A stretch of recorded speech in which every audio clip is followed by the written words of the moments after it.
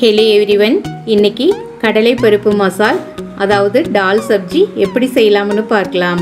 அதற்கு தேவையான பொருட்கள் கடலை பருப்பு 100 கிராம், பெரிய வெங்காயம் 2 நீல வாக்குல கட் பண்ணி எடுத்துர்க்கேன், பச்சை மிளகாய் 4, பூண்டு 2 பல், தக்காளி 2, கறிவேப்பிலை சிறிதளவு, மஞ்சள் தூள் 1/4 டீஸ்பூன், மிளகாய் தூள் 1 ஸ்பூன், மல்லித்தூள் 1 ஸ்பூன், உப்பு தேவையான அளவு, எண்ணெய் தேவையான அளவு. இப்போ ஸ்டவ்ல கடாய் வச்சுக்கலாம். தேவையான அளவு எண்ணெய் ஊத்திக்கலாம். எண்ணெய் சூடாகட்டும். இப்போ கடுகு போட்டுக்கலாம். கடுகு பொரியட்டும்.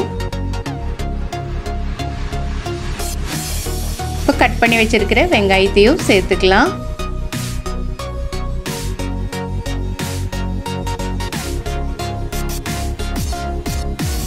கட் பண்ணி வச்சிருக்கிற பச்சை மிளகாயும் சேர்த்துக்கலாம். பூண்டு சேர்த்துக்கலாம். வெங்காயம் கொஞ்சம் ஃப்ரை ஆனதும் எடுத்து வச்சிருக்கிற மிளகாய் தூள் சேர்த்துக்கலாம். மல்லித்தூள் சேர்த்துக்கலாம். இதெல்லாம் சேர்த்து நல்லா மிக்ஸ் பண்ணி விட்டுக்கலாம்.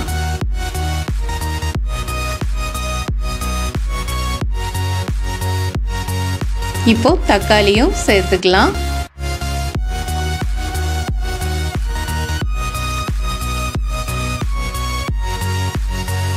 தேவையான அளவு உப்பு போட்டுக்கலாம். தக்காளி ரொம்ப மசிய வேண்டியதில்லை.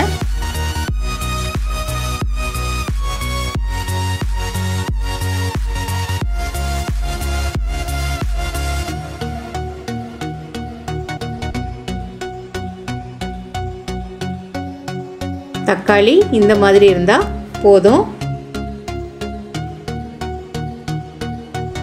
கடலை பருப்பு குக்கர்ல 6 விசில் விட்டு எடுத்துருக்கேன். கூடவே மஞ்சள் தூள் ஆட் பண்ணியிருக்கேன்.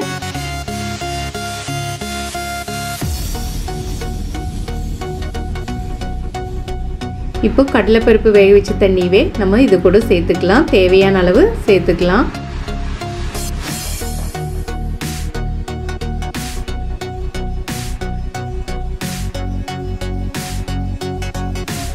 இதெல்லாம் நல்லா மிக்ஸ் பண்ணிட்டுக்கலாம்.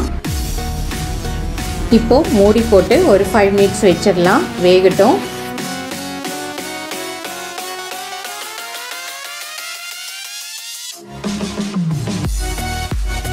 இப்போ கடலைப்பருப்பு கூட மசாலாலாம் பிடிச்சி நல்லா டேஸ்ட்டாக இருக்கும். இந்த மாதிரி ஸ்டேஜில் இறக்கிடலாம்.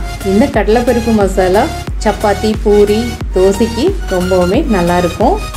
இந்த டால் சப்ஜியை செஞ்சு சாப்பிட்டு பார்த்துட்டு எப்படி இருக்குதுன்னு கமெண்ட் பண்ணுங்கள். இந்த வீடியோ பிடிச்சிருந்ததுன்னா லைக் அண்ட் ஷேர் பண்ணுங்கள். அடுத்து வர வீடியோவை தெரிஞ்சுக்கிறதுக்கு சேனலை சப்ஸ்கிரைப் பண்ணுங்கள்.